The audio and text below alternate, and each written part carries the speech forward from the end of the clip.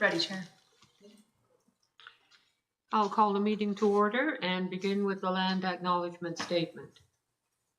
On Tuesday, October 7th, 2025, we acknowledge that this sacred land on which Smiths Falls is now located has been a site of human activity for over 10,000 years and is rich in Indigenous history. This land is the ancestral and unceded territory of the Algonquin Anishinaabe Nation. We are grateful to the Algonquin ancestors who cared for the land and water in order that we might meet here today. We are also grateful to the Algonquin people for their contribution in the making of the Rideau Canal, which runs through Smiths Falls. We are mindful of broken covenants and the need to reconcile with all our relations. Together may we care for this land and each other, drawing on the strength of our mutual history of nation building through peace and friendship, being mindful of generations to come. Okay, now we need to approve the agenda, but before we do that, we would like to move priority issue number 6 up to position number 3 and bring the others down accordingly. So somebody move that we approve the agenda, please. Dawn moves, and a seconder. Class, all in favor? Thank you. And adoption of the minutes from our last meeting, which you have in your package. Again, would someone move that we adopt the minutes? Jenny moves, and a seconder. Jonathan, all in favor? Thank you. Minutes approved. Disclosure of monetary interest, anyone? No? Okay, so let's go ahead then with priority issue number 1, which is the Draft Heritage Conservation District Plan. And welcome, Christian. Thank you for the welcome, Dorothy. I've got a quick little presentation, which is very similar to the one that we went over in August, but then I'm hoping we can use this just as a quick Q&A period if that would be beneficial to you folks. So let me just share my screen with this presentation. Again, running through the highlights, a lot of this was covered at the PIC on September 18th, where I saw some of you there. We had I would say small but mighty turnout. The crowd that showed up was very interested and very engaged, which was good.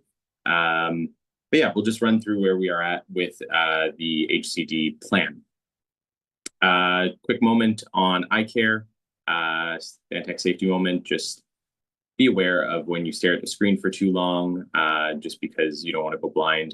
Regular eye exams, healthy and balanced diet, protecting your eyes, proper computer use, reading with adequate light, and resting. If you get a headache after looking at a screen for too long, which some of us happen to do, just make sure that you take a break and let your eyes rest and recover.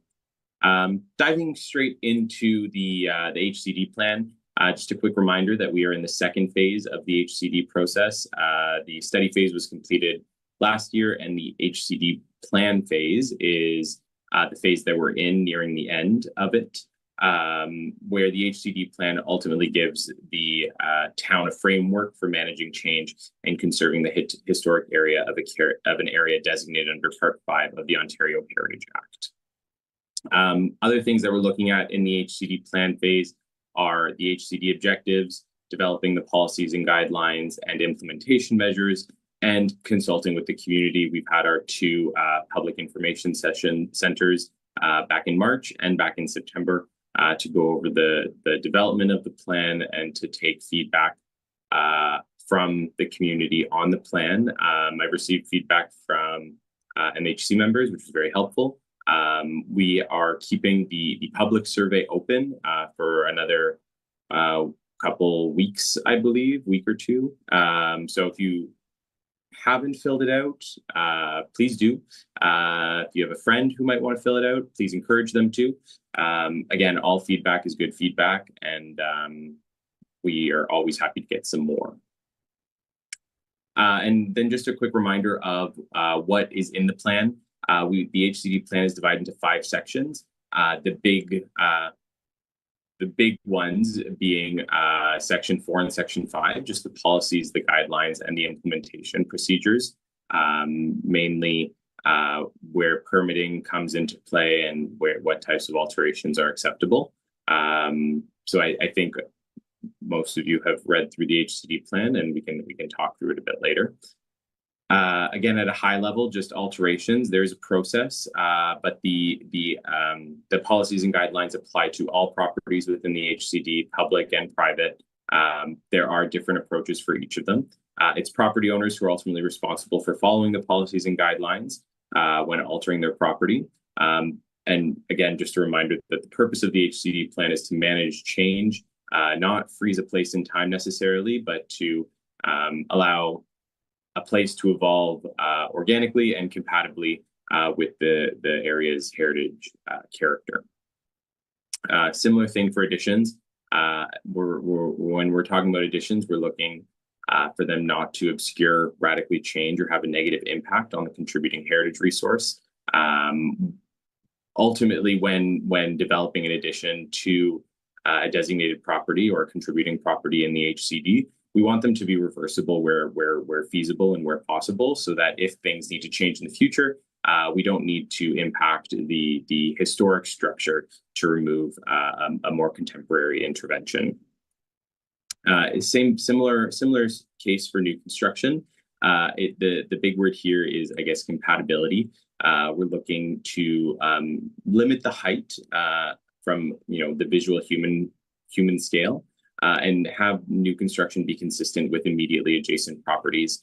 The other thing that we focus on with new construction is the use of brick, just for that overall compatibility between historic structures and new structures, while still allowing new construction to be clearly distinguishable from the historic structures. And the last big thing are the exemptions, which we have tried to make very clear where what type of work is exempt from a heritage permit. Most interior work is exempt from Part 5 designation.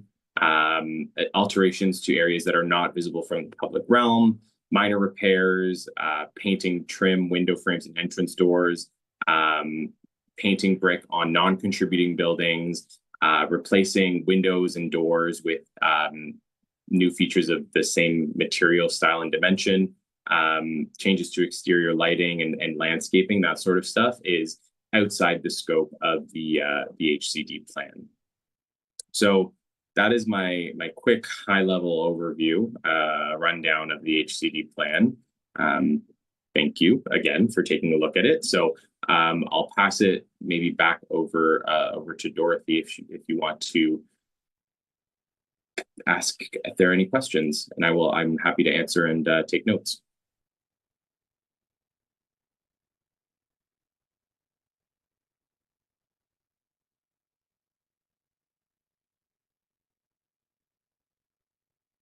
For you, Dorothy, I guess. Okay. Are we going to look at each other's interpretation of this thing together, or is it just like the individual feedback that we've given, then it's going to be actioned? Do you know any of that process for our committee? For if we have like a unified voice? No, we didn't establish any kind of a procedure. We just provided our individual feedback as requested. And at some point, we're going to have to give a recommendation to council as a one committee of whether we like this thing or not. Is that correct? Is that correct, Carl? I think we'll certainly be looking for committee's feedback to council. Committee's feedback is going to be quite helpful for council to sort of assess if the MHC hits the mark that council is looking for. But I'll leave the committee to determine the format in which is provided. If you'd like to provide a single recommendation, a single motion that outlines particular points, corrections, things that you support, that's passed and approved by the committee, or whether you prefer to provide comments individually. So I think I would leave the committee to determine sort of the format in which you'd like to provide your advice to council on the HCD. So I suppose we've each given, a handful of us have given individual feedback. Right. Are we going to get a second draft, and then at that point, then we make a decision about whether we like how this looks or not? We let council know that on behalf of our committee? Or is this the final draft, and then it's just this next one is ready to go? Carl? So just procedurally, what I had in mind is my expectation is once we've accumulated the feedback that we're looking to from MHC, from the public, as well as staff's review. My expectation would be that I would be bringing forward an issues and options report to council and looking for council's direction on that. That would inform potential further revisions and final revisions to the plan. I think there's a few things in the HCD that I'm specifically going to be looking for council's direction on, as related to what are the minor elements that we're looking to, or that the plan proposes to exempt from heritage approval.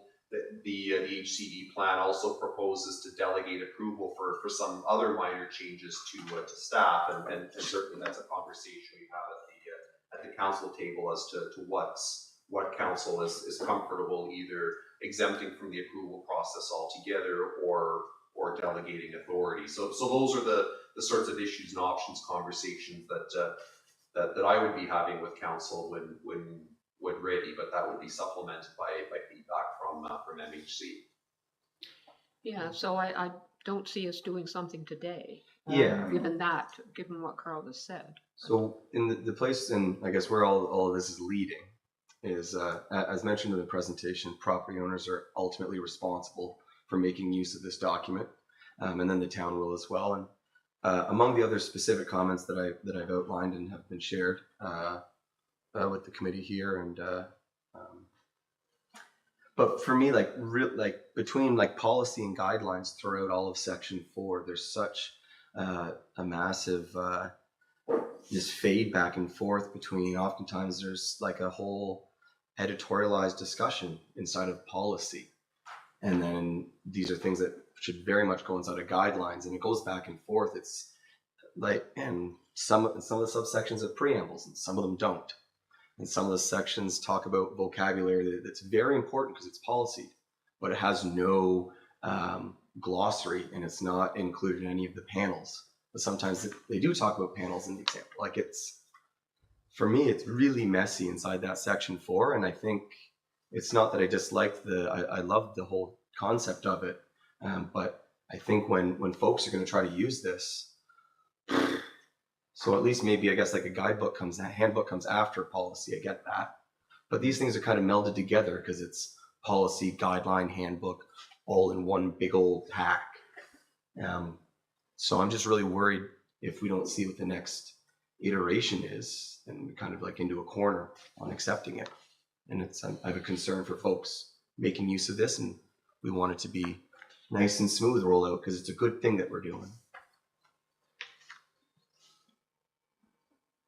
Any other comments, or Christian, would you like to respond to that? Or? Yeah, no, I got your comments, and I do agree. So yeah, we'll take a look at those, and I think just taking a look at some of the consistencies across sections is definitely something we can do, and yeah, I'm no concerns with that comment at all. So okay, good. Tori. I would be happy to take all the comments from the committee, make a summary if we decide to go that route towards, and give it to the council as a group. That's my suggestion. I'm offering that instead of individual comments. Well, those were our individual comments on the first read of the draft, Yes. right? Exactly. So yeah. So Yeah. Hopefully there's another read. Yeah. The only concern I had was a couple of places where it said should, and I thought they should have been a bit more forceful. Perhaps more so with the non-contributing properties. And I know they're non-contributing, but they are within the district. So the lighting was one example that I mentioned to Marie. Where it said that non-contributing properties should consider lighting that's compatible, and I thought, let's be a bit more forceful than that. If it's a guideline, that's okay, but if that's a policy, that doesn't make a lot of sense. I'm not sure which one it was under. But it started policy and guidelines for each subject area. The policy, and it was a guideline, I think.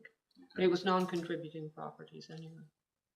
Chris, do you want to comment? Yeah, I think good discussion. And one thing I noticed too is the imagery. I think is really important. Some of the one example that uses the Rideau Hotel as a base is great because it's local and it's relevant. But then there's some examples that wouldn't necessarily fit our design guidelines as they are right now for signage and different aspects that are in the report. That if we could update those pictures with ones, I do think we have enough good examples that we can use examples of what we're really going for. And then just high level, the other thing is the level of detail. Some sections go into a really great prescriptive level of detail, and others kind of take a higher level approach. And I'm hoping we can get that level of detail for everything, because I know how hard it's going to be once this is approved and through. When we get an application in and we have to review it, I want to get rid of as much gray as possible so that property owners or developers really have a clear understanding of what they need, and it's not wishy-washy. I think, those were my comments for tonight. Thank you. You kind of said the same thing, didn't you? Made I think more clarity for the actual property owners. Yeah, it sounds like we're pretty cohesive. Yeah. Anyone else want to comment? Question? Yes. Go ahead. So what kind of clarity, can we discuss that for a minute, or is this the time to do that? What kind of clarity are you saying? Well, Like the wording or it's the like sentence structure, if you know what I mean? it's a matter of, well, continuity would be one that creates clarity. You know, when you can expect something to be coming and it seems logical, then that's helpful. And so, for one example, to edit for clarity would be to ensure that each section, be it facade pattern, windows, storefronts, brick, overcladding, and there's a lot of them, that they all move through the same way. They have a preamble that tells us all about what it is, very clear policy statements, and then nice guidelines that are usually accompanied with pictures and vocabulary keys. And so that every section is just a nice repeat. And there's a lot of really good sections to use as examples, but then some other ones lose that continuity. So that would be one example of editing for clarity. Okay, thank you. Makes sense. You want to Makes comment? sense. No, makes sense. I guess we have no further comments or questions then. Thank you. No problem. Thank you, Christian. Thanks, Christian. Thank you. Bye. Bye. Oh, sorry, Carl. Carl has. Well, Oh, sorry. I wasn't looking the right way. I'm just looking to confirm the committee's direction for next steps. Is that, Madam Chair, would it be appropriate for staff to collate all of the feedback that we receive from committee members into a single document and look to piece that together for essentially committee review and blessing, in addition to any other additions you might have? Yes, that's a good idea. Yeah. Should we look to schedule a special meeting at some point just to get the committee to, I guess, formally endorse these comments? I'll just look for your direction on I guess how we compile the MHC comments so that we can report in what format we report and when we report those back to council. Right. So what kind of a timeline are we looking at for the report to actually go to council? The plan itself, I mean. So given the upcoming council agenda in the next couple of weeks, it's going to be very heavy, but my goal, I would love to get an issues and options report to the first council meeting in the month of November if we are ready for that. It's a tight plan. If that's not feasible, then I'll take the committee's direction, but I certainly want to take MHC's feedback in addition to sort of the broader discussion on that for council's direction together in a single report if possible. You've only got like one more feedback round allowed for drafting. Is that what's going on? And then whatever they type next, and that's like what's in the budget plan of this thing. Is that what the constraint is?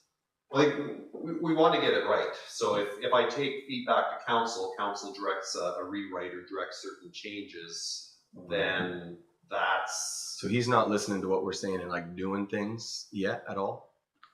so at this point, no, he hasn't done any, to the best of my knowledge, Stantec hasn't done any further drafting on the report until they've had all of the feedback together and they do it. And then council will give them direction of what to do next? Is that what's up? Yes, there are certain Okay. pieces that council, that I would be looking for direction from council on, especially as it relates to some of these procedural elements in the HCP. So if it takes 2 more drafts or 3 more drafts to get it right, then we'll do what needs to be, we'll do Cool. what needs to be I done. like that. Thank you. Yeah. Great. Okay.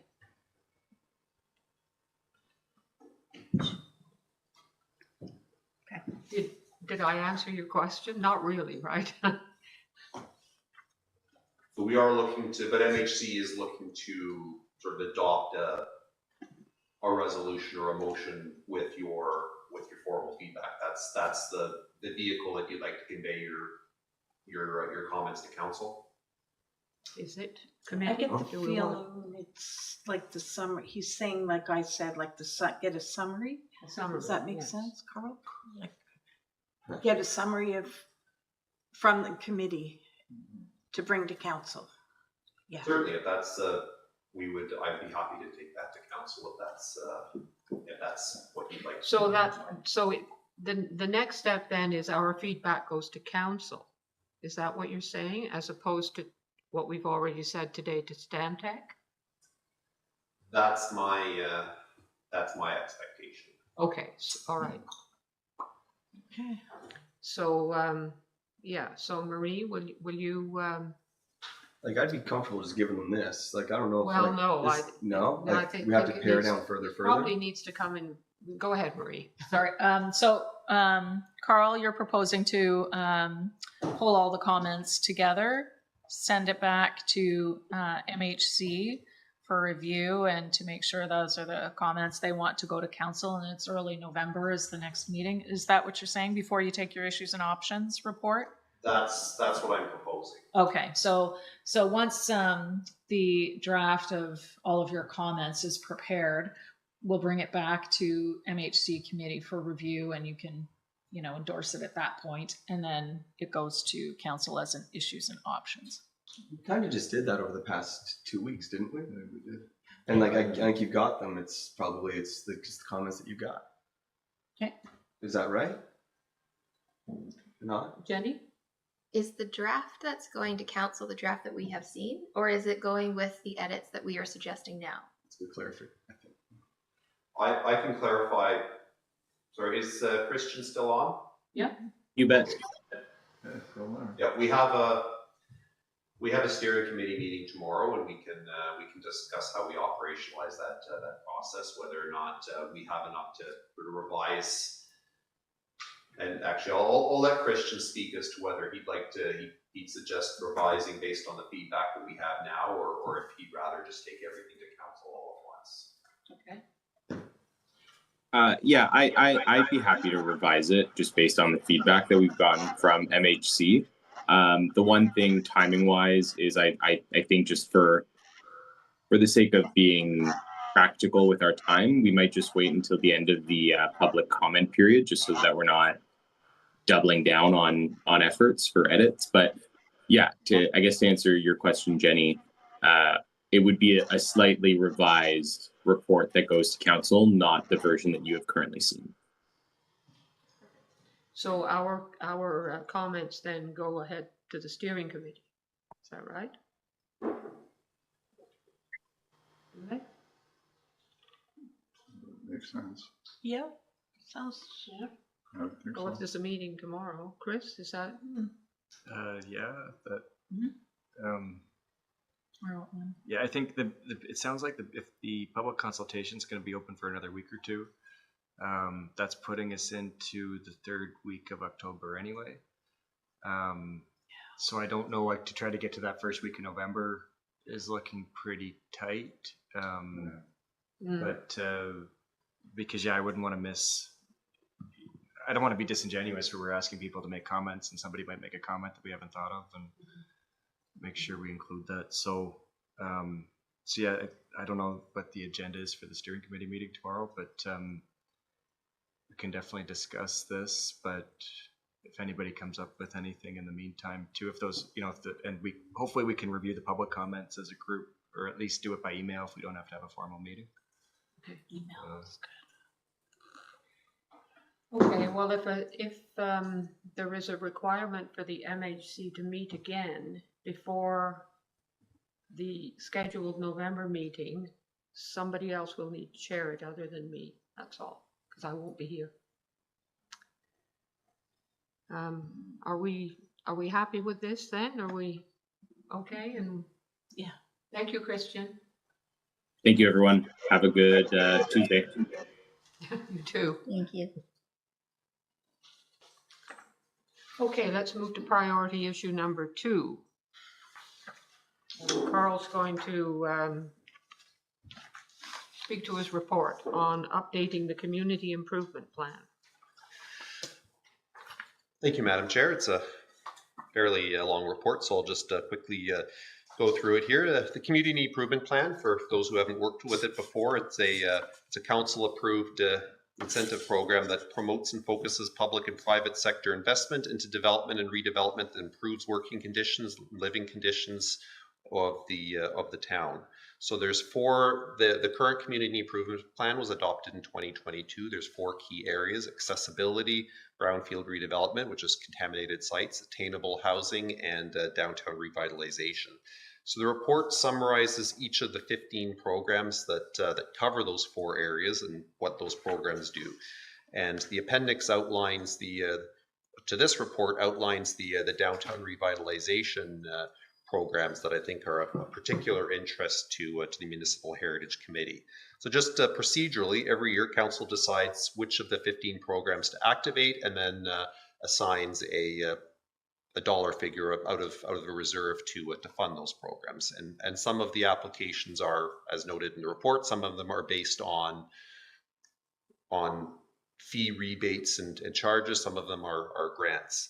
So the CIP spells out the evaluation approaches for the program. So typically the accessibility, brownfield, and attainable housing programs are evaluated by planning staff with recommendations made to council. The downtown revitalization programs are evaluated by a working group consisting of staff in various departments, and there's a bit more subjectivity in some of the sort of those design discussions that happen, and having different expertise and perspectives will sort of collate into recommendations that the working group makes to council, and ultimately council has the approval authority on all funding decisions.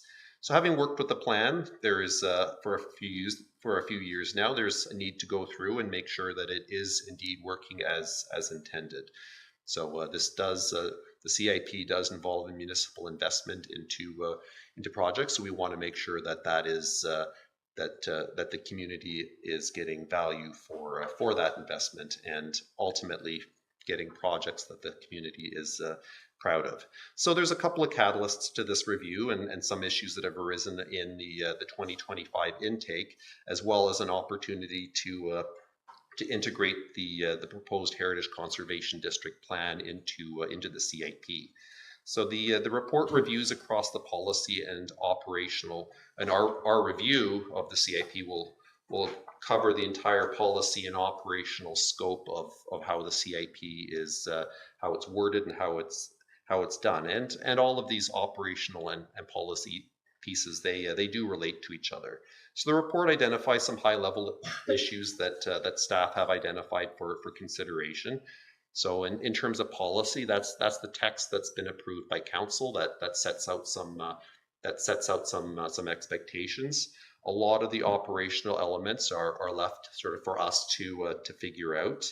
So the process is, how do we operationalize and support and administer the process, and the supporting documentation that refers to design guidelines, evaluation criteria, the sort of pieces. For example, if somebody's looking at doing a facade program, then they're referenced to design guidelines that have been approved by council in 2024, as well as evaluation criteria that the evaluation working group has developed to sort of define what we expect to see in a CIP application. So I think we already, with the Heritage Conservation District plan coming forward, it includes some some design provisions as well for that HCD plan area. And those looks like we're still going to be working on what that says, but we want to clarify, of course, that relationship between the HCD design provisions, downtown core design guidelines that apply to a different geographic area. So that integration is something that we're looking to work on. So the MHC mandate, of course, is to advise council on policies and procedures related to heritage conservation, and that is very relevant to some parts of the community improvement plan. So we're looking for MHC's feedback on this, and staff are working with a number of stakeholders. Our net is cast fairly wide through the review process. We're engaging with the chamber, with the DBA, and some other committees that have a stake in certain aspects of it. So the report identifies a couple of specific guiding questions for the Municipal Heritage Committee that we look for your feedback on. So one of those is what constitutes a good CIP application? And then how do we define improvement as it relates to heritage properties or non-heritage properties? So for example, if we're looking at fixing, generally the idea is that a lot of maintenance work, sort of routine things, touch up and repair something, is something we probably wouldn't fund. It's just an ongoing piece. But if we're looking at work on say stabilizing and restoring heritage cornices on a designated property, perhaps we do fund that. So I guess how do we define improvement within that context? And that's something that we're working on, and MHC's feedback would be welcome there. We have a question: are there things that the CIP funds that it shouldn't, or things that the CIP does not fund but should? And then one of our most interesting policy challenges is how do we integrate the Heritage Conservation District into the CIP, just looking at the geography and the policy context. And finally, is the funding thresholds for heritage designated properties or heritage works too high or too low? So at this point, we fund 50% of most facade improvements. If it's a heritage piece, we can fund a slightly higher proportion, but we have a cap. And one thing that we've heard, for instance, is that the highest quality improvements are very expensive. So does that meaningfully enable that? So that's one of the things that we're looking at, and we welcome MHC's feedback on. So this list of questions, of course, is not intended to be exhaustive. If there's something else that we want to have a look at, we're going to be sort of engaging various stakeholders in different parts of the CIP. Ultimately, this will be reporting to council, when we'll be reporting to council with what we've heard and some suggestions for procedural and policy tweaks. But at this point, I welcome MHC's feedback and discussion on the CIP and what you'd like to see in the CIP. Thank you, Madam Chair. You say 50% of the facade improvement, but there's a limit, isn't there? Or 45,000. There's a limit? For facade improvements, it's 10,000. Okay. With a maximum rebate of, so there's a couple of different top-ups. If there's an energy efficient windows, for example, or there's a heritage top-up as well, so you can get a little bit more than 10,000. Okay. Class, go ahead. Yeah, thank you, Madam Chair. Carl, then the institution and commercial properties, they can apply for up to 50% to a maximum of 45,000. It's on the criteria to meet on page 33. So that's interior. Those are interior improvements, not the exterior is program 13. Sorry to clarify, Madam Chair, the $10,000 was referenced program 13, which is the exterior renovations, the facade. Program 14, there's more money available for building code and functional improvements for interior renovations.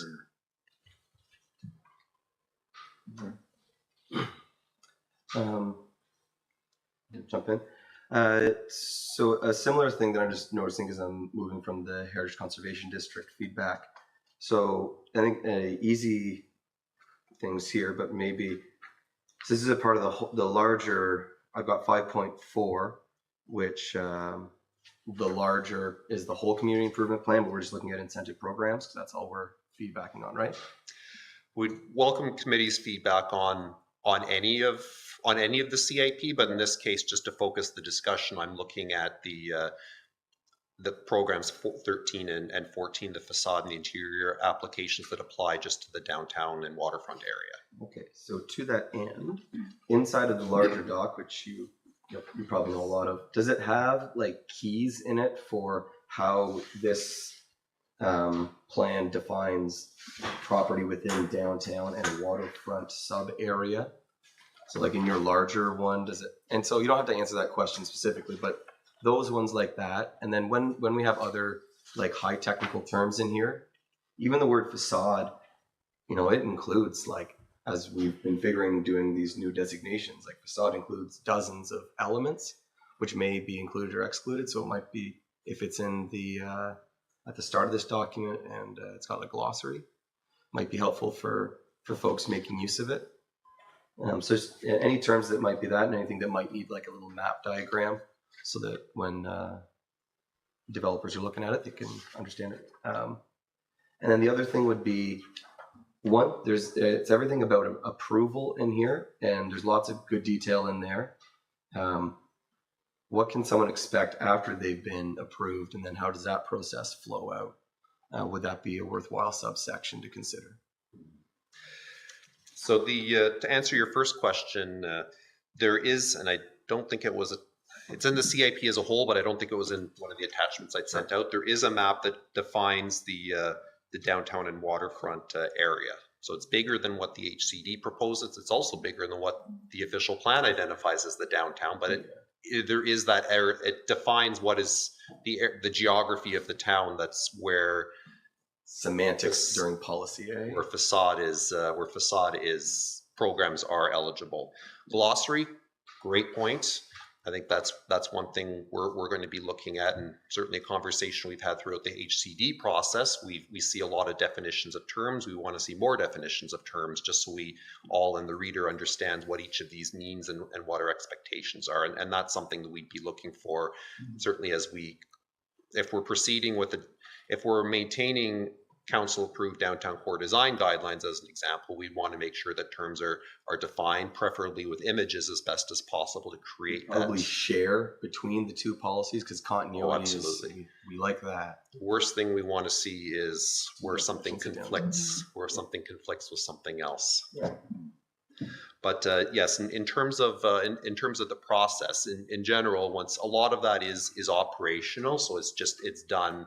Staff sort of define how it happens, but typically there's usually a funding agreement, almost always a funding agreement that sort of outlines the conditions of funding that implements a lot of the CIP provisions, as well as sort of documentation requirements that we look for as well. Typically, the applicant will then do the work, send in receipts. We would inspect to make sure the work is completed according to plan, and we have had to revoke funding on occasion if something hasn't been completed according to plan. But typically, the money is paid out sort of in the terms defined in the HCD, following a process that's defined in the HCD, but sort of also supplemented by our own operational expectations. But yes, we would not be releasing the money until it is completed according to spec. And that wouldn't be something that you include in this as a section to explain that to a developer as they're getting ready, so they would know what's coming, or yeah.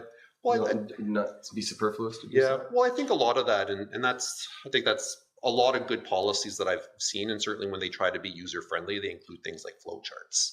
So I had a flow chart in my report, but that was just something I put together, not something that came straight out of the HCD. So if it would be helpful to amend, sorry, not the HCD, the CIP. You've been trying to say that, yeah. If it would be helpful to amend the CIP to include just an explanatory flow chart, those are the sorts of things we can easily explore, or create a user guide to help do that. I know that's one thing that staff have been working on over the last couple of years, is creating user guides to make these processes as user friendly as possible.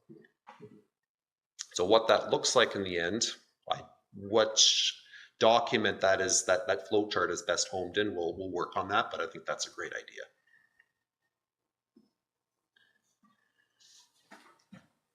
Anyone else? Chris? Thanks, Madam Chair. I think the big thing for me for what is a good CIP application, it's an application that holistically looks at the policies that different parts of the town have put together and applies them in a cohesive way. Right now, number 4.1 is conditions for all incentive programs for the CIP. And point 2 is that all proposed development shall conform to the Smith Falls official plan, zoning bylaw, and any council approved design guidelines and any other planning requirements or approvals. But to date, facade improvements that have been being approved by council have not met the council approved design guidelines. There's also a lot of siloing where if an accessibility project comes in, it's not being held to the conditions for all incentive programs. So for example, there was the heritage porch that needed to be accessible. So instead of simply building a small ramp up to the porch, the proponent said they're going to demolish the whole heritage porch. They're going to put up a brand new 2-story glass porch, which has nothing to do with accessibility, but it was funded under that accessibility program, which was not being held to, in my opinion, the 4.12 that would have had the design guidelines applied to it. So I think the very first thing is just following the policies that we already have. And then when we bring in the Heritage Conservation District, I think that that level of standard should apply to the whole area defined in the CIP.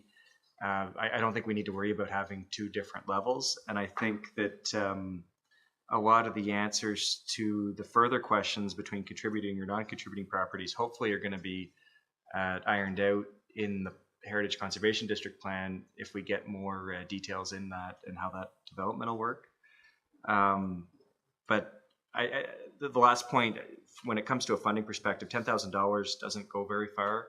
And even since the CIP was put into force in 2015, with inflation over the last 10 years, that number's never changed.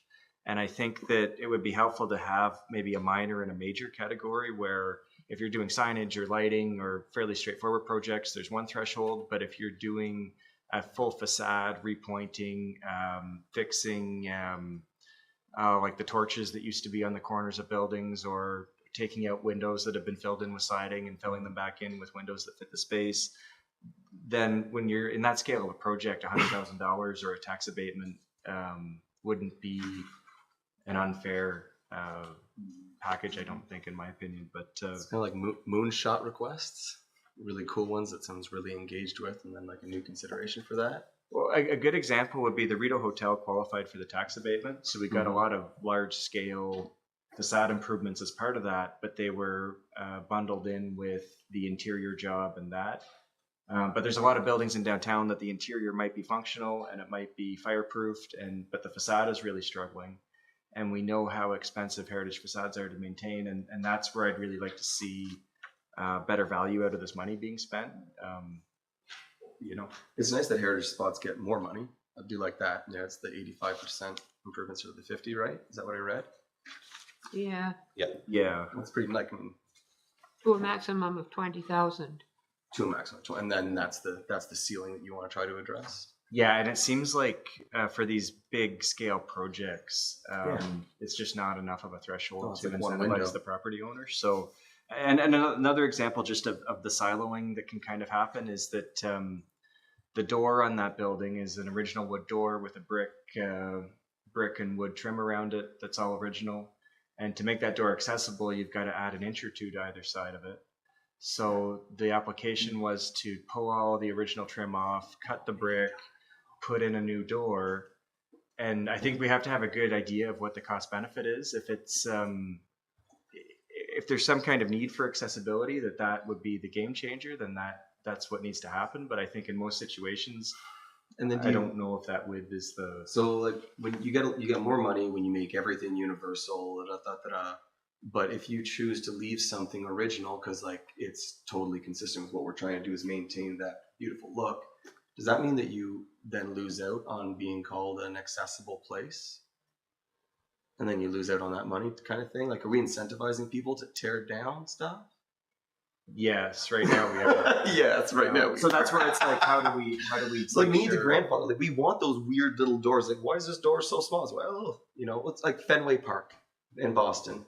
There's a reason they don't change the seats, and if they did, they could only fit in like, a whole smaller percentage of people because it wouldn't follow fire code. but they don't penalize them for that. It's a good thing that it stays original. We need to work with that. Yeah, I think there's a balance, right? Absolutely, It's there just is. yeah. But we Carl don't would like to incentivize comment. Tear down. Well, and the accessibility conversation is a good one. The CIP right now, it funds accessibility improvements at the front only. And the reason for that is you don't want to just send the person to the back. But in that case, sometimes an accessibility improvement at the front is not viable. So the improvement has to be made somewhere else to access it. So how do you, so speaking to the balancing question, if there's a reason why the accessibility improvement is not feasible or desirable at the front for whatever reason, those are the sort, do we fund an access at the back? And those are the sorts of public interests that we would balance. And that's, and I think certainly I would welcome your feedback, accessibility advisories feedback as we look at these.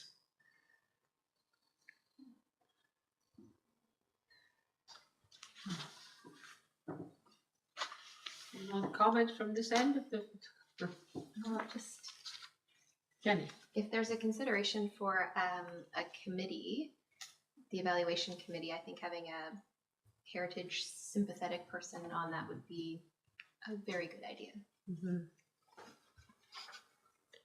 Currently, there is not. Is that the case, or? The evaluation working group right now consists of staff only in certain departments.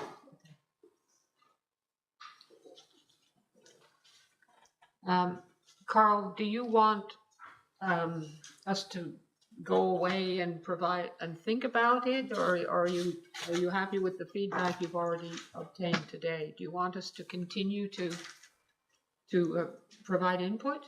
Well, I'm looking at this a little bit informally. I think the feedback that you've provided today is good. I appreciate that. But if you feel, if something else comes to mind tonight or next week or what have you, please send me an email, and I'd be happy to add that in. If the committee wants to provide a formal, the report doesn't ask for a motion. If the committee wants to provide one, you can. But I was looking at this as a little bit more informal, just providing me your thoughts. And the deadline isn't this instant. If something comes to mind later, please let me know. Okay. All right. Thank you. Thank you. So next on the agenda is the heritage alteration permit application, and you have there a report from Marie. So are you addressing this? Or? Well, I'll start. Okay. And then Stephanie Clark, who is our Director of Community Services. I'll just give a brief overview and jump in. I was here to support. You got it. Community Services is preparing to make repairs to Heritage House Museum, which is a designated property. The repairs are timely and quite necessary. For the most part, Community Services is proposing to maintain the heritage attributes as is. They're looking to replace siding, fascia, balconies, and railings. The proposed replacements of the siding and fascia are like for like in design, and proposed material to be wood or wood composite. The balconies and railings will be made larger to meet code. Proposed design includes upgrades to waterproofing, a proposed new design for the railings, and using wood or wood composite. Staff recommend that you suggest to council they approve the repairs, noting the use of like for like in materials and design is preferred for all proposed repairs. Would you like to add anything, Stephanie? Okay. Chris? Thanks, Ruthie. I think it's great. This is really helpful, and I like how the report is format. You know what I mean? It's really clear to read through and to get an idea of it. So I appreciate the work for that. The balcony is the only thing I've got to comment on, and that is in the past I know there's been homeowners that were concerned about having their railings replaced with something higher. And my understanding was the old railings were grandfathered in through the building code. So I'm wondering if this balcony isn't open to the public, if that's preferable, or if it is open to the public, or if liability wise, we don't really have a choice. But I just want to make sure when we're giving property owners one set of advice and the Yeah. town's doing another, that we're all on the same. So if I can, the advice we were given is that it does need to meet current code. It's significantly out of step at this point based on the height from the ground. In terms of, from our broker, the suggestion is that we do meet code because we're the town. It will be open to the public. That's the preference. It's currently closed. We've boarded it up. So the Heritage House Museum folks would like it to be back open. And so we'd like it safe and make sure that somebody doesn't throw themselves over by accident. So Sounds good. Class? Stephanie, what's the purpose of opening it to the public? for use. It's, as from what I understand, it's always been in use previously. It's been available for photos. It's a part of the rentable space as well. It's a really pretty spot. So it's part of the facility they'd like to be able to have people circulate through. The cost of doing this balcony? Unknown at this point. Yeah, I guess so. We'll let you know when it's done, the cost. Where would the funding come from for this? Department of Community Services. Okay. We have some capital dollars at this point for this. Okay.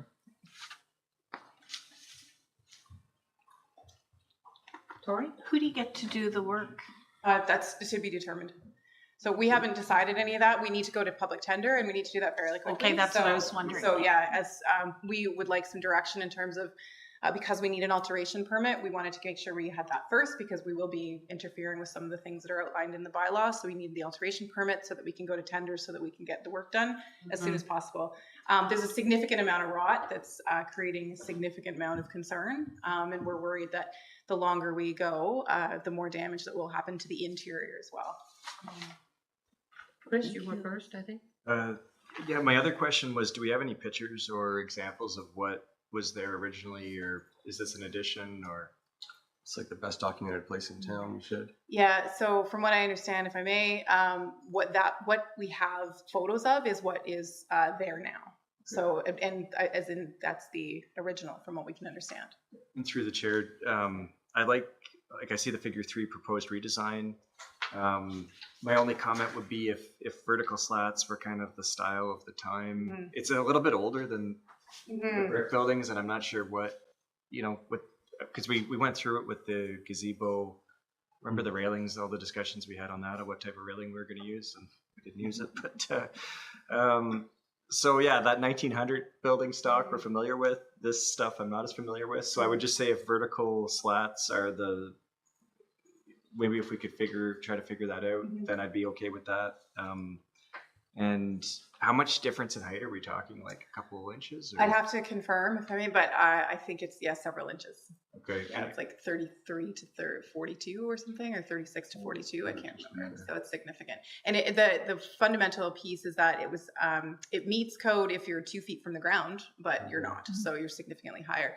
To your point about the railings, we're happy to consult with an expert to say, get our best advice. And what we've come up with is based on preliminary conversations with folks. So we would be happy to speak to Heritage Carpenter or something like that to get some more information. We can certainly circulate some information around or photos of what's there before we make any moves. But we just want it to be safe. Jonathan? I'm reminded of the work that we did just a couple weeks ago on the Chambers house, the Frost house on Chambers Street, the stone place, when he was replacing the. So like we're totally up for adjustments, and I harken back to those comments specifically that I made that we want to work with this, but like this should be the best. I think it's one of the best documented houses in town. We know the most about it. It's one of the first, so we ought to have at least as much information as we had from that individual. Unfortunately, that they set the bar, but it's really great, and we could offer that example. But I think at a minimum, this committee would like to see that type of research, and they probably have it on hand inside of there. They're given tours since the last number of decades. We know And if I may, yeah. This is a result of those conversations. The Heritage House staff have been deeply involved in these conversations. So what we have presented for you is what we've got. So The only actual alteration is the balcony, correct? The rest is restoration. taking off the rotten wood, putting on wood that will be identical, like for like, as you said. The intention is to, yes, like for like, as close as we can get. If when you're standing right there, you'll know it's different because it's new Of and course. there will not be squirrels inside it. So We won't have rotten bits. that's the idea. Yeah. Chris? Last thing, sorry, on the balcony That's okay. is just if it was to architecturally change it, like putting glass inside of it, you know what I mean, glass up to the right height and having the railing, but I don't know in this situation if that would be relevant or not, but that would be my only, just because this building, if it was like the house on Chambers Street, there's more leeway on that, where this was supposed to be restored a certain way. I don't know, like it's hard to picture the height difference if we were talking about like a 12 inches or something that would really change the front of it. An option would be to put glass on the inside to get that insurance building code height and then still have the look of the wood. But if it's vertical slats or something like that, I don't know that visually it's going to really matter. So yeah, that would Probably not. No, I mean, yeah. vertical slats are there now. We gotta, we It should doesn't change the. just like to, I don't know, if we could look it up, we just need to see a handful of pictures over the years and see what it is. And if I may, it's the same. So what I'm saying is, Yeah. what you have here is what it has been. Okay. So that's Ever what since I'm it saying. was restored, when was that? Does it? Anybody know offhand what? It's actually, I think it's in the bylaw, in the bylaw document. I think there's a photo of the restoration potentially. I know I had it in front of us when I met with you, Dorothy. Okay. Well, we won't wait while I look for it. Class? Yeah, I have a question. Joshua Bates, who built it, would he work from a set of plans? Or just out of his head? I'm assuming that Mr. Bates possibly did. I would have no idea, unfortunately. Don't No, have any no, set of plans. no.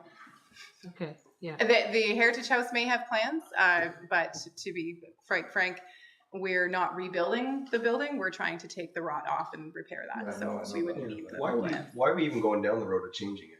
I guess what's the rationale for that? Is that outlined in What, here? you mean Changing the which? balcony? Yeah, why Because it's no, unsafe. why are we changing the design at all? Why was that recommendation coming up? It's not necessarily a recommendation. It's a possibility. It's one of the options that was put forward. I'm not suggesting that we're going to change it, but it's if we are. There's a period sympathetic design which is presented that we were given an option of. It's similar That's the to simple that's the one that we could potentially use because that would meet code. So that was one of the suggestions when we did our original research that came through. And so if that's not the support, if the committee doesn't support that, that's fine. No, the Just committee can number 6. recommend that you make the balcony look the same as it is now, right? We can. Right. Yeah, Chris? Maybe if we could just get some more information of were they doing that style in 1862?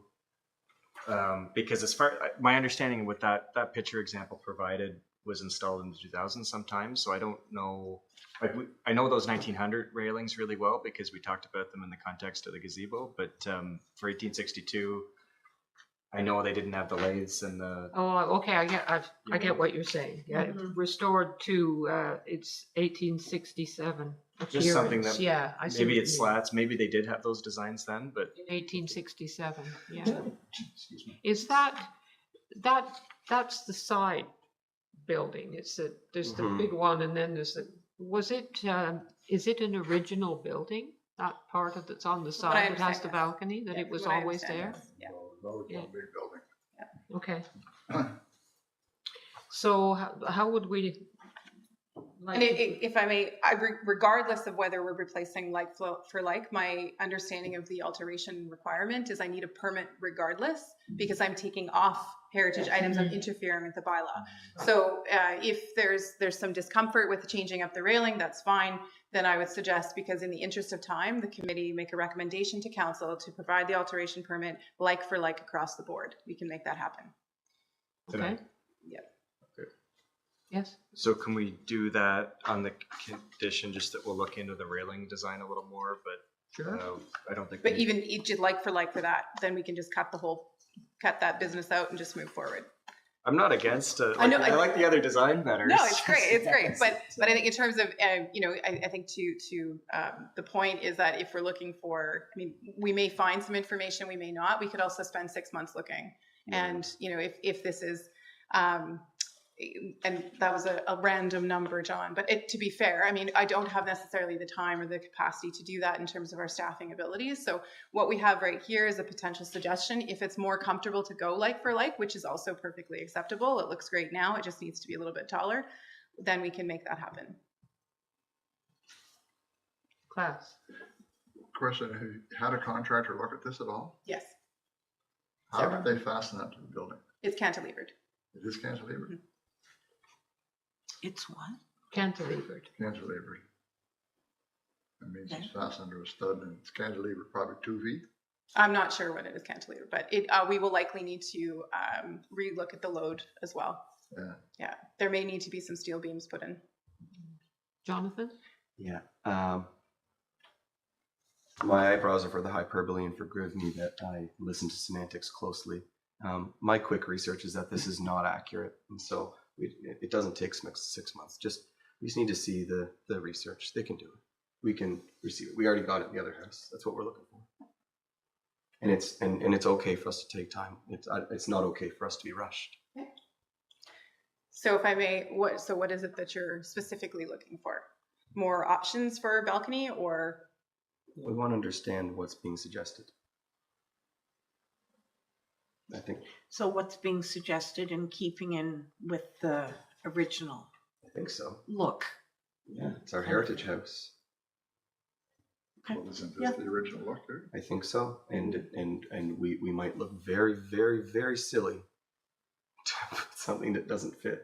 So we should check, and if they have them, we should see that. Yeah. I'm not sure what you're saying, that you think that the railings that are there No, I think- now are wrong? No, I think they're probably right, and we just need to do that, and get the extra information that Chris might be asking for, and just be very sure if there's ever any change. But Madam Chair, Yes. if we say like for like, does that not cover the railings as they are? Yes. Yeah, so we could approve it like for everything like for like. Yeah, Good, yeah, yes. which would be perfect. Absolutely. Yeah. totally good. Marie? Recommendation or option number 1 in the staff report is exactly that, to approve like for like in both material and design. Okay. Which works for us. Sounds good. Whereas option 2 is a redesign of the railing on the balcony. So, are you? Yeah, I'm into like for sure. Okay. Yeah. That's all right then. Absolutely. I thought you wanted somebody to verify that was an 1867 No, I'm looking. balcony railing. This thing is. I don't know. Unfortunately, this thing has really caught my confusion that we're even Okay. talking about. All right. So forgive me. All right, so like for like then, as in motion, option number 1. Yeah. Do we have Using figure number 2. any further questions or discussion or comments or objections or? No, all right, so the resolution then.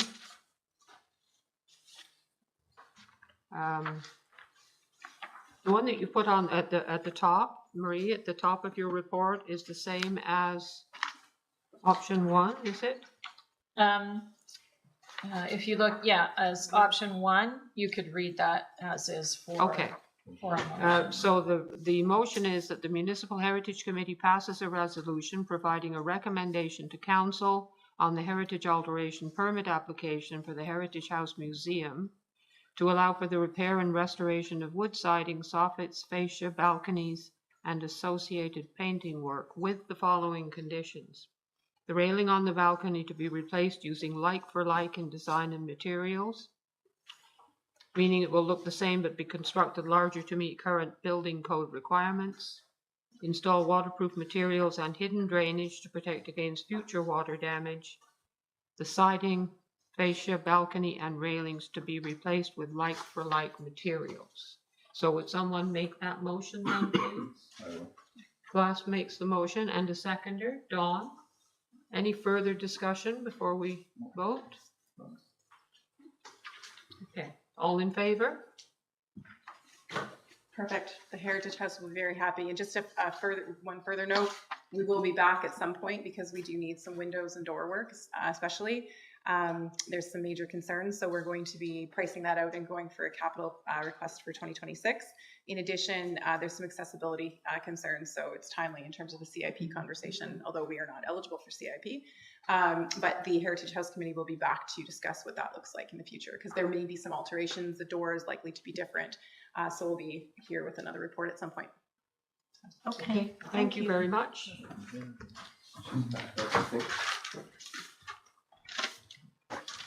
Okay, next item is the properties of interest.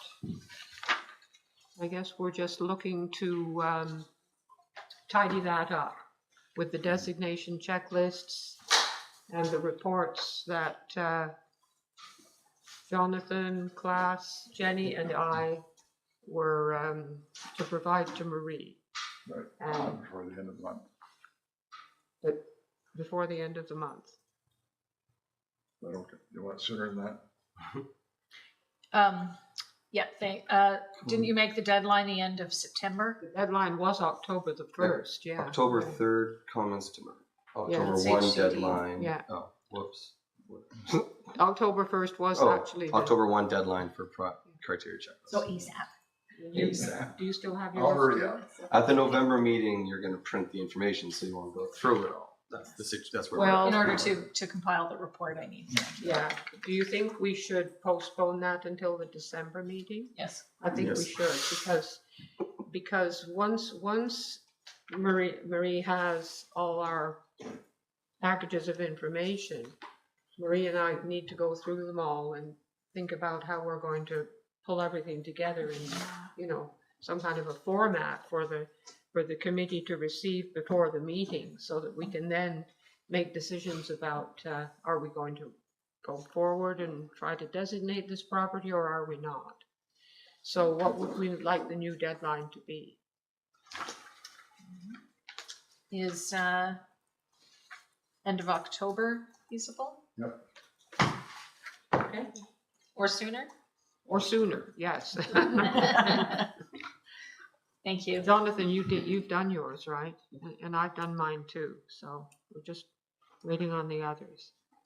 Okay, next issue is the street naming bylaw update. Thank you. So I was hoping that I might have a couple of volunteers to help go through a current list of names that we have for the update for the street naming and to propose new ones. So a subcommittee, very short term, 1, maybe 2 meetings. Thank you. I just need 2. Are you volunteering? Yeah, everybody's putting their hand up. Maybe it's just a all meeting kinds of thing. I just need 2. Yeah, I would have done it. It's okay. Okay. Right. So Victoria and Councillor McGuire. Dawn, didn't you volunteer? I need 2, and you can't have more We than. can't have quorum. No, we can't have quorum, or fine. else then it's just a regular fine. meeting. That's great. Thank you so much. What's the matter? Well, I don't think that that's true procedurally, because the meeting doesn't come to order, and then greater voices always make sense. And you're not bound to anything inside that meeting because you don't establish it with the chair. We don't commence a meeting. So, not that I want to be on it, but Well, I think it's too many voices can muddle, for sure. common practice. Sure, no problem if that's the case. Yeah. Okay, so we've got that one sorted out. Correspondence. We have a memorandum from Stephanie about the, it doesn't actually say what it's about at the top, but it's about the roof on the Welcome Center that we usually call the Old Central School. And you all have that in your package. We already, as you may recall, back a few months ago, we had a delegation. Travis and what was the other man? Trevor and Ron. Sorry, Trevor and Ron. They came and spoke to us and we discussed it at length. about the roof needing to be replaced. And we've taken a look at the bylaw, and the bylaw just refers to the shape of the roof. So whatever materials are put on top of the roof is not a heritage attribute. So I think the plan, Stephanie, would you like to speak to that? I think rather than me saying what your plan might be. So firstly, thanks, Chair Hudson, for coming and joining us recently and having conversation follow up. So what we're looking at is acknowledging that there are some folks that would like a different type of roof covering, so metal roof versus the asphalt shingles. We're going to go to tender and get prices for both. So there is no intention of making any changes other than to change the roof vents. So you'll notice there's they look like little mushroom caps. We want to take it to a ridge line. It's much smoother, it's much sleeker, and it's much more difficult to see from the street. We are going to put it out to public for a public bid, and we'll be receiving tenders on both, or hopefully responses on both the pricing for a steel roof and for asphalt shingles, and then we would take it to council. The purpose of that is, and why I don't need an alteration permit, is because we're not going to be interfering with any of the with the things that are embedded in the bylaw. Again, separate to that, there will be additional work in the future around the sort of the dental work, which is part of the bylaw. We'll be back to talk about what that looks like. The cupola / bell tower, the pieces that are in the bylaw won't be manipulated in any way, shape, or form, but we will likely, to help our pigeon population find a new home and move them on, be doing some repairs around that. Okay. Jonathan? When we were discussing it, that was the big thing that we got stuck on in the loop of steel roof equals adjustment to all the soffit, fascia, dentals, all this business like that. So then do we figure out that we can do wood stuff and then metal stuff? So if I may, what I understand is yes, we can separate them out at this point in time. It may be, it may change our timelines in terms of the dental work on the outside, but we're going to we'll weigh price and then see. We may have to speed up the work that we do with the non-metal components at some point. Dawn? Is the dental work original? That I'm not sure. I would imagine so, yes. I've heard that it's not. And if you Yeah. look here at this building, there isn't any. So I've heard that it's not. It's original to someone, maybe just not to this building. But it's also more money, and if it's not really not original, then let's put our money someplace else. And that would be, if I may, that would be something that we would look at a different time. So we're specifically looking about replacing pieces of the roof so that it doesn't leak and we can make sure that the structure is secure. Dory? What is the shape of the roof now, and is it being changed, you said? No, it's not being changed. So it's a low gable roof. Okay. It's remaining a low gable roof. The only thing that we would change is there's actually some non-functional vents that are placed around. There is no function. There is no connection between the vent itself and the rest of the building.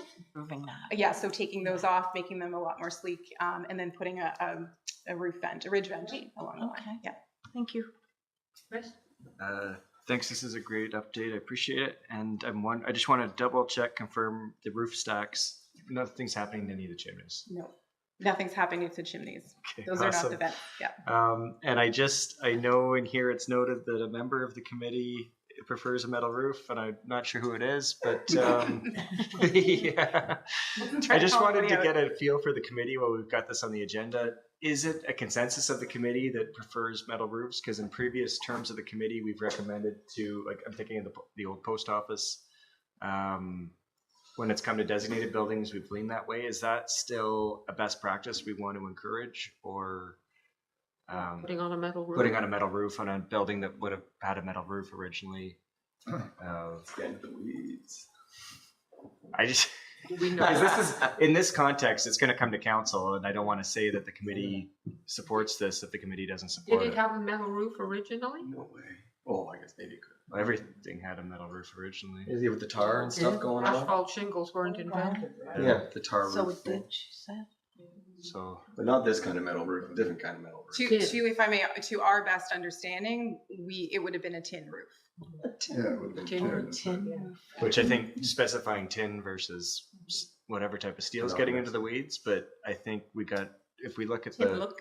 yeah, if we look Might be tin. from the windows of the chamber, we've got some great examples of some great steel roofs, We like and this we've one. got some examples of some shingle roofs, and I think one suits the architecture and the feel of the building better. And for a municipal asset, a steel roof's going to last multiples of a shingle roof and better value. Whatever it is. And that is a big part of my concern is we need something, if we're gonna spend the money that's going to last. Yeah. Shingled roof, you're lucky if you get 15 years out of a 25-year roof. You're lucky if you get 15, so then we'd be back tearing it off and spending more money. And you're right, look at right across here, the beautiful roof Yeah. that's there. Metal roof there, metal roof across the street.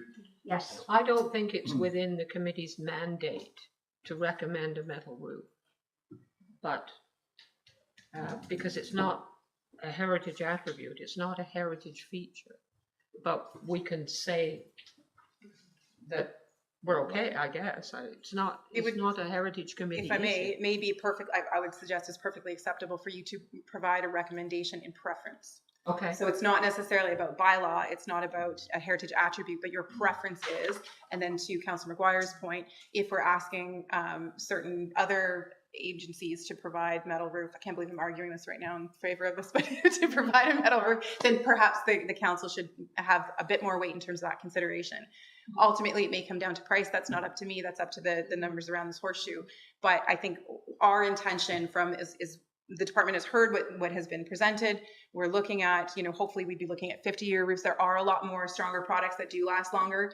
At the same time, hopefully I'll still be around in 20 years. I don't know if the rest of us will be, but we want to make sure that we're considering that in terms of the longer term. So we want a reasonable product that looks good, that is strong, that does the job, i.e. holds out the rain and the rats and everything. I guess maybe not rats up there, but the pigeons, the flying rats. And so, but we need to do it in a way that's sympathetic to the architecture that's here and the heritage that it is deserving of. This is the pinnacle. This is the seat of our local government. This is a really important building, and we want to set the tone. So if that means that we have to spend more money now, that's up to the council to do. Yeah. Chris? Yeah, I think really great differentiating between, through the bylaw, we don't have a role, but through our terms of reference, I think we do have a role, and we have used that role in the past. So I just don't want to be saying something if it's not the feeling, because this, we've got a lot of different members this term than last term. But I think through the post office is the big one I can remember. We've gotten good results pushing for that in the past, and the roof in that post office is excellent. So Yeah. So are we all okay with it? Yeah?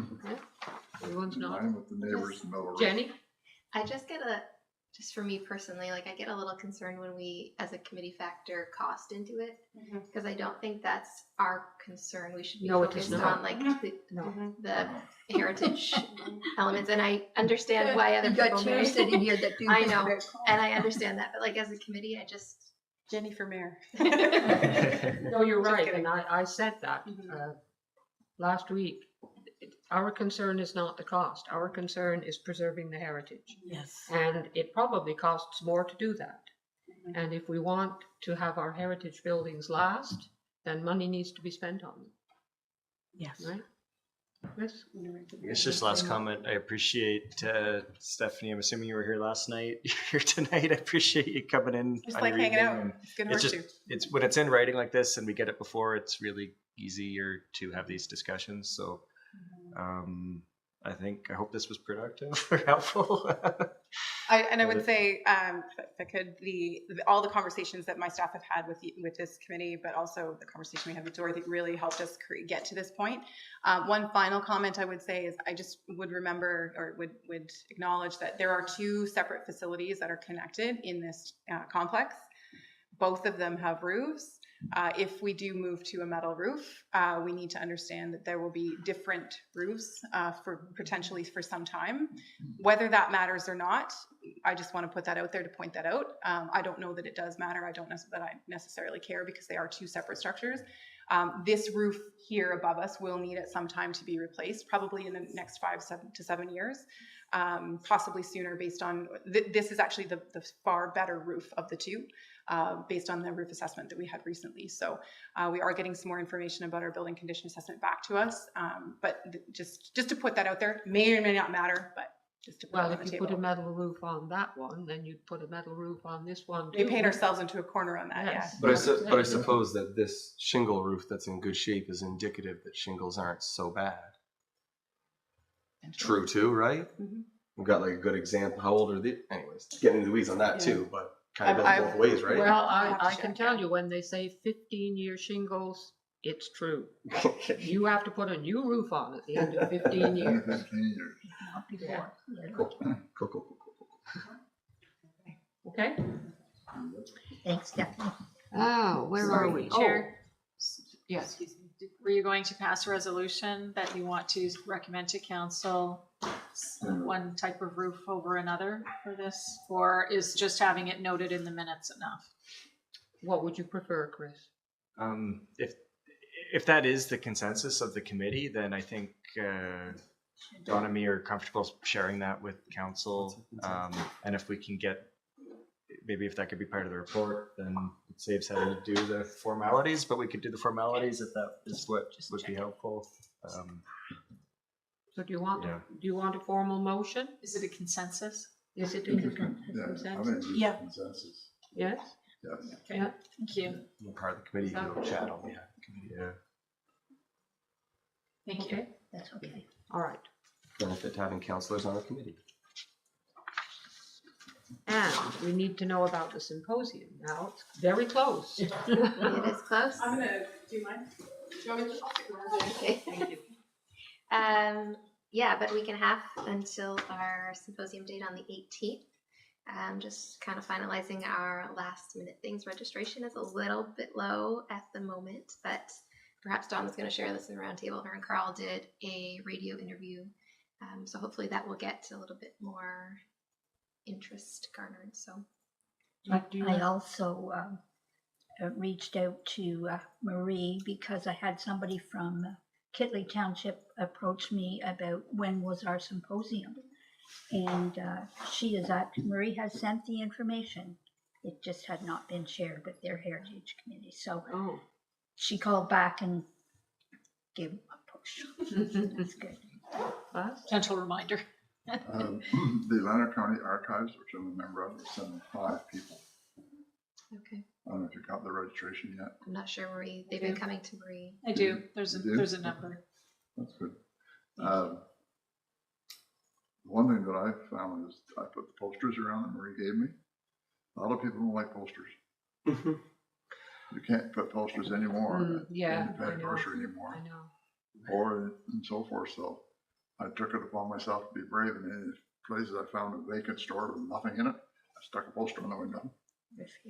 So I'm The library making a phone always- call, like, who stuck that poster on it? The library always takes posters, but Yeah. at least I did give them a couple. Yeah. Do we have a program? Or like, is there anything you need me to do? That's my question. Well, yeah, Because I'm same not here. on the committee, so I don't know. We have plans to work. Yeah, we have plans to work on a program next week. So we'll get that. And what I'm about sure. setup at the hall itself? We'll need hands Friday. At 4. At 4? Friday at 4, the day So we'll before, see you yeah, I then. know. I know, Dawn. So that's the 17th. That's the 17th of October. Okay, at 4 Seven- o'clock? The 17th at 4 o'clock at Masonic Lodge. Actually, I think it's going to be reasonably easy. They have things there. And Yeah. they were wonderful. I just thought they were wonderful, very helpful. And at the end of the day, we have to put it all back. Yes. But it doesn't have to go far. It's not like we have to lug it all over the place. Yeah, like we did the last time. Okay. And I did take it upon myself today because Marie said there wasn't a lot of people registered, so I took a picture of the poster and put it on my Facebook site. So Good. hopefully. We did, on Friday, deliver flyers to many potential residential heritage properties. Put a number of them into people's hands, those blank ones, in addition to the ones with the Nice. numbers. Yeah, like they're all out. So Mhm. I think the deadline is Thursday at 3. Sorry? Thursday at 3 is the RSVP deadline. Okay. Anything else on that? No? Roundtable then. Let's start with Tori. Do you have anything for roundtable? No, I don't. Dawn? No, I don't. Jenny? Class? No, sorry. Jonathan? Chris? Good night. Marie? We've all said enough earlier. Carl? Did have Okay. a good radio interview though. Oh, yes. Oslo was very good. And thank you for joining me on that. It was lovely. Great conversation with Paul. So it's going to be live tomorrow. Plus he was going to take the conversation and he was going to tweak it a bit and do up a Facebook, And what station is this on? Radio station? Jack FM. What's that? Jack FM? Jack FM. Lake 88 or my FM. Oh, okay, 88.7 or something? Well, no, 88 point doesn't get to it. It's Oh. 92.3, is it not? Okay, That one. Oh, well, it might. It might get to it. okay. And what time is it at? Do you know? or- No, I'm not sure what time. Oh, it is. 92.3, wow. Okay. On Jack FM's the old CJET station. Yeah, but that's what this is the old radio station. Coming back into town. They don't have a place yet, but they're working on it. They'll soon have an office. They're not Oh, working good. out here anymore. No. radio signal came. And they're hoping to get a morning show going. So, and they're It's amazing. promoting local, which is really nice to hear things. Yeah. So, Yeah. yes. So the next meeting then, Tuesday, November 18th. But you may be receiving messages or emails in the interim. Yeah, probably. And of course, we'll be at the symposium. Now, are you away the next meeting? No, I'll be here on November 18th, but I'm going away. I'm leaving on the 21st of October and I'm coming back on November 7th. Okay. So I'm not available for meetings during that period of time. We don't have any meetings scheduled, do we? No, not currently, but you never know. You never know. Okay, so If we do, Marie, let me someone know. someone move that we adjourn the meeting, please. Jonathan moves, Class seconds, all in favor? Thank you, meeting adjourned. As long as we move that. That's an hour and a half.